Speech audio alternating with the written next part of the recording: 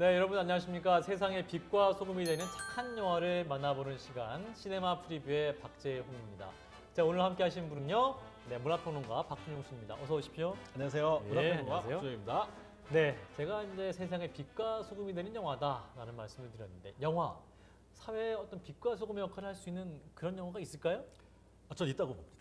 아, 그런가요? 그러니까 빛과 소금의 역할이라고 하는 게 네. 사람이 좀 살만한 세상으로 만드는데 굉장히 중요한 기능을 하는 그런 요소 아니겠습니까? 네. 그렇다 보니까 이 어둡고 부패해가는 세상 가운데서 뭔가 의미를 일깨울 수 있는 그런 좋은 영화라고 한다면 네네. 설령 거기에 복음의 직접적인 그런 묘사가 들어가 있지 않더라도 저는 빛과 소금의 역할을 감당하고 있지 않나라는 생각을 합니다. 네네. 저희 시네마 프리뷰 시간에 소개하는 착한 영화들이 네. 바로 그런 사례가 아닌가 생각해 봅니다. 자, 오늘 소개해드릴 영화도 뭔가 이 세상에 좀 순수함을 전해드리는, 이 세상에 뭔가 좀 맑음을 전해드리는 그런 영화가 아닐까 싶은데, 자, 영화 제목부터가 예사롭지 않습니다. 봄의 멜로디. 자, 어떤 영화입니까? 근데 이제 봄이 다가오고 있습니다. 그에 맞는 그 순수한 그 봄의 느낌을 가질 수 있는 그런 그 캐릭터가 나오는 영화라고 할 수 있는데요. 네. 이 영화는 중국 소녀 메이메이가 고아입니다. 고아원에 살고 있는데 네네. 이 고아를 후원하는 호주의 후원인이 있고요. 이 후원인을 만나기 위해서 이 고아원 합창단이 호주를 방문하게 되면서 일어나게 되는 네. 이야기들을 그리고 있습니다. 네. 실제로 중국과 호주의 합작으로 이 작품이 제작됐다고 합니다. 그렇군요.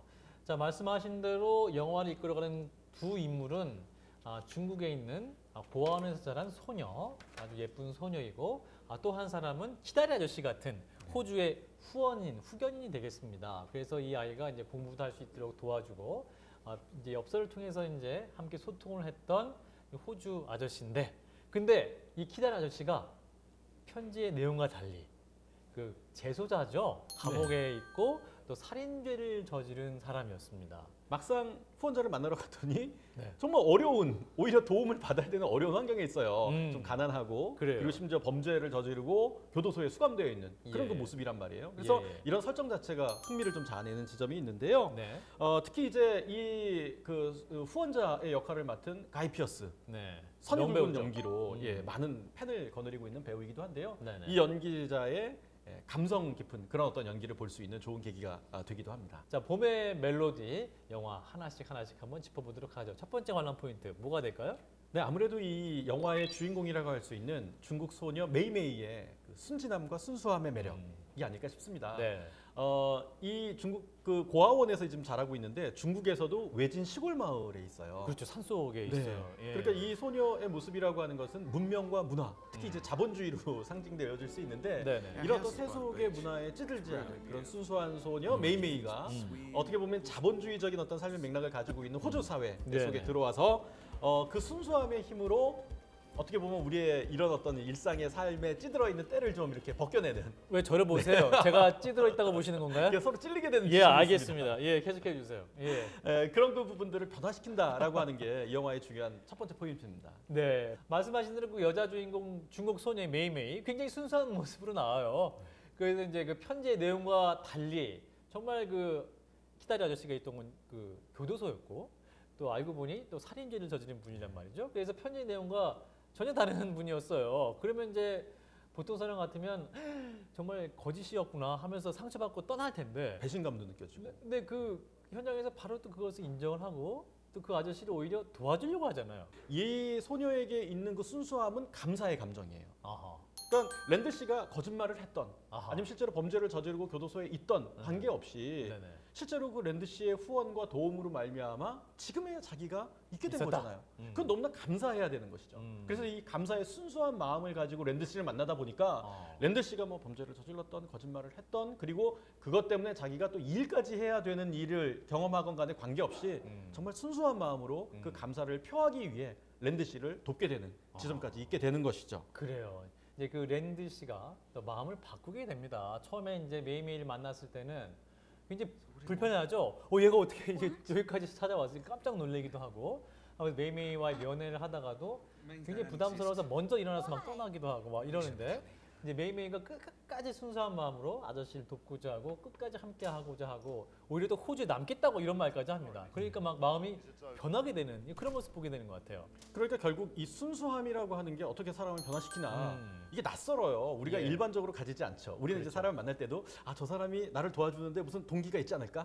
뭔가 바라는 게 있지 않을까? 이런 것들을 좀 생각하게 하거든요. 근데 이제 이 메이메이는 정말 그런 의미에서 사심 없이 랜드 씨의 곁에 이렇게 지켜주고 예. 그래서 맨 처음에 랜드 씨도 좀 밀어내지만 지켜보니까 정말 불굴의 의지를 가지고 얘 자기를 향해 진짜구나. 다가오거든요. 얘 정말 순수하구나. 그래서 이제 감히 제가 조금 얘기를 드리자면 네. 이런 불굴의 의지를 가지고 밀어냄에도 불구하고 끊임없이 순수함으로 다가오는 그 어떤 모습이 예. 하나님의 마음, 아, 또 예수 그리스도의 마음이라고 하는 게 그런 게 아닌가 싶어요. 맞아요. 거짓말 하시잖아요. 하나님한테도 하나님한테도 약속한 거 우리가 못 지키기도 하고 맞아요. 하는데 예. 하나님께서는 언제나 그렇게 순전하고 순수한 마음으로 우리를 향해 불굴의 의지를 가지고 다가오시죠. 그럼 맨 처음엔 랜드 씨가 굉장히 외롭고 쓸쓸하고 그러니까. 바삭바삭 마음이 말라 있지 않습니까? 근데 이 메이메이를 만나면서 점차 마음이 촉촉하게 젖어가고 드디어 주변을 좀 살피고 이 소녀를 받아 안는 그 지점까지 가게 되는 이 변화의 여정이 펼쳐지게 되는 것이죠.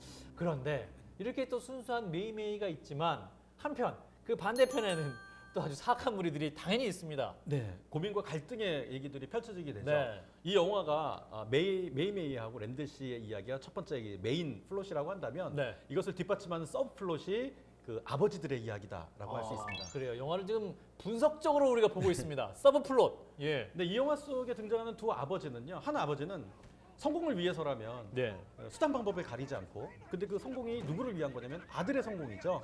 그래서 훔친 차를 이제 만들어서 되파는 그런 칼의 아버지의 그 모습이 나타나고요. 네, 네. 또 다른 아버지는 랜드 씨라고 할 수 있는데요. 네. 실제로 이제 부녀지간은 아니지만 정말 그 딸같이 여겨지는 아버지 같은 메이메이를 마음으로. 위해서 네, 그래서 네. 범죄에 이제 빠져들려고 하니까 심지어 자기의 물질과 생명을 던져서라도 그 메이메이를 구해내려고 하는 그런 그 아버지의 모습이 보입니다. 예, 예. 이 두 아버지가 흥미로운 건 한 사람은 범죄이고 한 사람은 범죄에서 구해내기 위해서 희생하려고 하는 이 두 가지 마음의 동기가 네네. 같은 동기, 곧 자식이 잘 됐으면 하는 마음에서 출발한다는 것입니다. 네, 그래요. 두 사람 다 이제 잘 됐으면 하는 마음이지만 현실적으로 드러나는 모습은 전혀 다른 상이한 모습이잖아요. 네. 그래서 저는 이 참 우리 대한민국 부모님들도 이 자식들을 사랑하시지만 현실적으로 어떤 모습인가 또 생각을 해보게 됩니다. 박준용 씨는 어떠세요? 갑자기 확 또 찔리게 되는데요.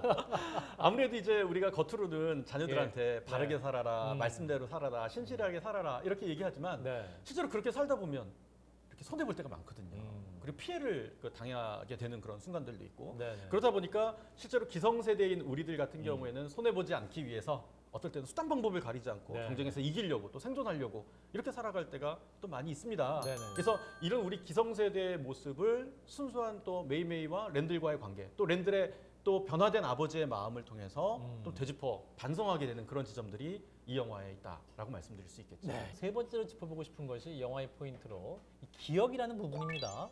근데 현실적인 모습은 힘들지만 이 두 사람을 또 하나로 묶고 또 하나의 또 사랑의 공동체를 만든 사랑의 관계를 만든 것은 두 사람이 함께 공유하고 있던 기억의 요소가 아니었던가 싶어요. 네, 보통 이런 기억이 필요한 게 네. 역경 가운데 있을 때 그렇거든요. 맞아요. 평상시 때는 이렇게 잘 지냅니다. 네네. 우리 아나운서님과 저도 잘 지내는 잘 것처럼 지내고 있어요. 보이지만 큰 문제 없습니다. 네, 정말 어려운 어떤 일이 우리 앞에 봉착하게 됐을 때 네. 고난이 닥치게 됐을 때 그 사람들의 사이를 어떻게 이어주는 것이 잘 지낼 수 있게 만들어주는 것이 무엇이냐. 네네. 이 영화에서는 그것이 바로 기억이다라고 네. 얘기하는 거거든요. 네네. 그래서 랜들과 메이메이는 후원자와 후원을 받는 사람의 관계에서 만나지만 역경을 겪으면서 부녀지간과 같은 그런 어떤 가족의 모습으로 변화되게 됩니다. 네네. 그것을 만들어주는 게 바로 이 영화 속에서는 편지다라고 말씀드릴 수 있겠죠. 그래요. 근데 메이메이에게 이 랜드 씨가 이제 감옥에서 보내는 거였지만 그 편지가 정말 메이메이의 어린 시절을 살찌우는 따뜻함을 전해줬던 그런 사랑의 편지였습니다. 근데 그 기억이 또 메이메이를 아주 잘 크게 만들어서 또 동생들도 보살피고 또 고아원에서 또 어린 아이들을 함께 이끌고 또 합창단을 이끌고 또 호주로 오게 하는 그런 큰 힘이 되기도 했고 잘 크게 하는 그 소중한 기억의 순간이었죠. 그 기억이야말로 두 사람을 묶었던 가장 큰 힘이 아니었나라는 생각이 들고 또 그녀의 삶에 또 삶의 희망을 불어넣었던 큰 힘이 바로 그 편지였고 기억이었던 것 같아요. 그렇죠. 또 랜들 씨도 그 편지의 힘으로 변화가 됩니다. 네네. 역경을 겪다 보니까 포기해버릴까? 이 메이메이 나하고 상관도 없는 애인데 이런 순간들이 왜 없었겠습니까? 네네. 하지만 메이메이가 보냈던 편지를 읽으면서 과거에 이 아이가 어렸을 때 이를 뺐다 뭐 이런 얘기들을 다시 이렇게, 옛날 편지를 보면서 회상하는 네. 거죠. 네네. 이런 그 부분의 기억을 통해서 갈등을 극복해 나가는 모습이 이 영화 가운데서는 잘 그려지고 있습니다. 그래요. 봄의 멜로디 함께 하고 있습니다. 자, 이제 정리할 시간이 가까우고 있는데요. 자, 영화 봄의 멜로디는 땡땡땡이다. 또 정리를 하신다면? 전 한마디로 이 영화는 대관령 같은 영화다. 대관령이요? 아, 대관령? 좀 생뚱맞긴 하죠. 예. 네.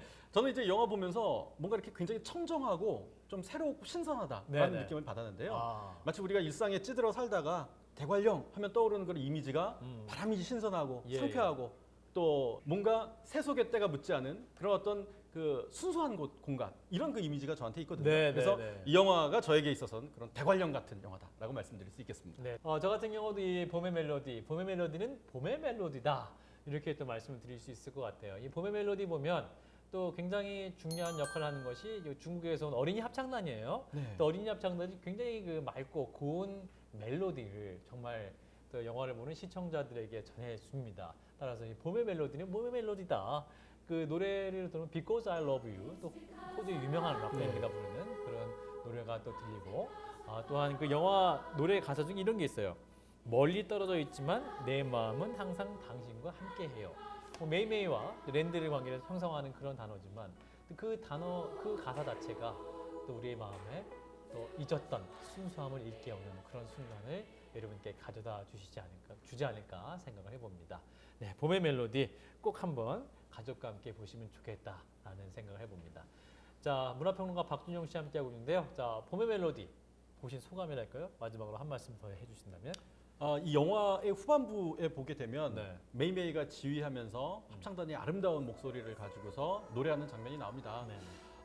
우리에게 있어서 잊었던 그 마음의 여유, 또 주변에 있는 사람들에 대한 어떤 배려 이런 것들이 그렇게 해야 돼 이렇게 얘기해서 되는 게 아니라 네네. 이 말씀하신 마지막에 그 노래의 가사와 그 멜로디와 그 따뜻하게 품어주는 듯한 아이들의 순수한 그 노래 소리가 그런 부분들을 전달해주는 지점이 있어요. 네네. 그래서 봄을 곧 맞이하지 않습니까? 네네네. 그래서 봄 기운을 느낄 수 있는 이런 영화였다라고 말씀드릴 수 있겠습니다. 봄의 멜로디 또 가족과 함께 보셔도 좋을 것 같아요.